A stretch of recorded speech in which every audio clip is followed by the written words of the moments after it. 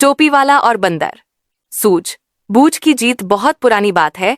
रामपुर नाम के एक गांव में एक आदमी रहता था जिसका नाम था सोमू।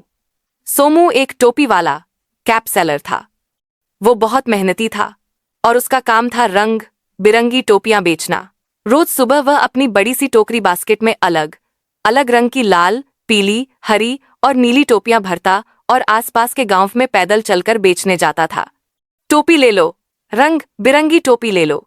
उसकी आवाज सुनकर बच्चे और बड़े खुशी से बाहर आ जाते थे। एक दिन गर्मी का मौसम था। सूरज आग बरसा रहा था और धरती तवे की तरह तप रही थी। सोमू सुबह से चलता आ रहा था और उसका गला सूख गया था। उसे एक दूसरे गांव चंदनपुर जाना था जो जंगल के रास्ते से होकर गुजरता था। चलते चलते सोमू बुरी तरह थक गया। उसकी टांगें जवाब दे रही थीं और पसीना उसके माथे से टपक रहा था। रास्ते में उसे एक बड़ा घना बरगद का पेड़ बनियन ट्री दिखाई दिया। उसकी छाया बहुत ठंडी और आमंत्रित लग रही थी। सोमू ने सोचा, क्यों न थोड़ी देर यहां आराम कर लिया जाए, धूप कम होगी तो आगे बढ़ूंगा। उसने अपनी टोपियों से भरी टोकरी नीचे रखी, अपना गमछा बिछाया और पेड़ के मोटे तने ट्रंक से टेक लगाकर बैठ गया। ठंडी हवा चल रही थी और देखते ही देखते सोमू की आंख लग गई। वो गहरी नींद में सो गया। उस पेड़ के ऊपर पत्तों के बीच बहुत सारे शरारती बंदर मंकी रहते थे।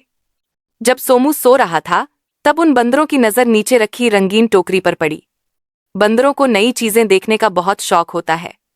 धीरे धीरे बिना आवाज किए वो पेड़ से नीचे उतरे।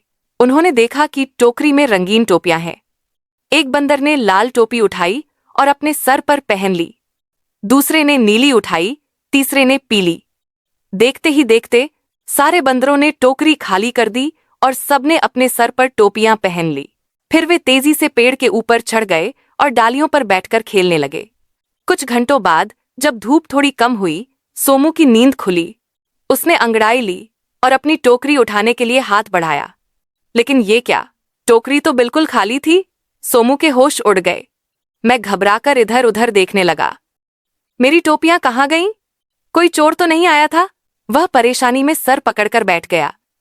तभी उसे ऊपर से कुछ खो खो की आवाज सुनाई दी। उसने ऊपर देखा तो दंग रह गया। पेड़ की हर डाली पर बंदर बैठे थे और सबके सर पर उसकी रंग बिरंगी टोपियां थीं। वो बंदर उसे देखकर दांत दिखा रहे थे। सोमू को बहुत गुस्सा आया। उसने चिल्लाया, ए बंदरों, मेरी टोपियां वापस करो। बंदर भी वापस चीखने लगे। सोमू ने गुस्से में जमीन से एक पत्थर उठाया और बंदरों की तरफ फेंका। जवाब में बंदरों ने पेड़ से कच्चे फल और टहनियां ट्विग्स तोड़कर सोमू पर फेंकना शुरू कर दिया। सोमू समझ गया कि गुस्से से काम नहीं बनेगा। ये बंदर जिद्दी हैं और लड़ने से टोपियां वापस नहीं मिलेंगी। सोमू परेशान हो गया और सोचने लगा कि अब क्या करे। तभी उसे अपने दादाजी की एक बात याद आई कि बंदर नकलची कॉपी कैट्स होते हैं। वो वही करते हैं जो वो इंसानों को करते हुए देखते हैं। सोमू के दिमाग में एक आइडिया आया। उसने सूझ बूझ से काम लेने का फैसला किया। पहले सोमू ने अपने सर पर हाथ रखा। बंदरों ने भी उसकी नकल की और अपने अपने सर पर हाथ रखा। फिर सोमू ने हाथ जोड़कर नमस्ते किया। बंदरों ने भी वैसा ही किया। अब सोमू ने अपना आखिरी दांव खेला। उसके पास एक पुरानी टोपी थी जो उसने पहन रखी थी। उसने वह टोपी अपने सर से उतारी और जोर से जमीन पर टोकरी की तरफ फेंक दी। जैसे ही बंदरों ने देखा कि आदमी ने अपनी टोपी फेंक दी है, उन्होंने भी वही किया। एक के बाद एक सारे बंदरों ने अपने सर से नन्ही नन्ही टोपियां उतारी और धड़ाधड़ नीचे जमीन पर फेंक दी।